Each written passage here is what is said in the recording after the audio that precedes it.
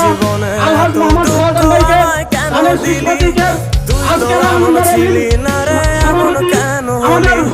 তোর আকাশের তারাগুলো আমায় ডেকে বলে তুই নাকি অনেক আগে গেছিস আমায় ভুলে।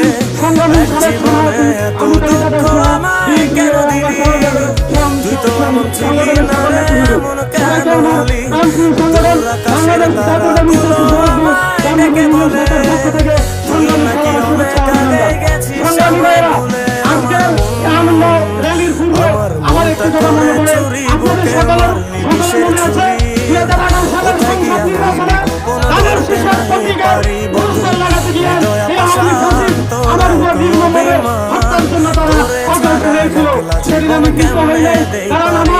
আমার নেত্রী বেগম খালেদা জিয়া, আমার নেতা নোয়াখালীর মাটির মানুষের নেতা আলহাজ মোহাম্মদ শাহজাহান এবং আমার নেতা অ্যাডভোকেট আব্দুর রহমানের নেতৃত্বে আমরা সেদিন ঐক্যবদ্ধ ছিলাম। যেহেতু 2026 সালের আমাদের সেই একই প্রিয় নেতা আলহাজ মোহাম্মদ শাহজাহান সাহেব ধানের শীষ প্রতীক নিয়ে এবার নির্বাচন করবেন।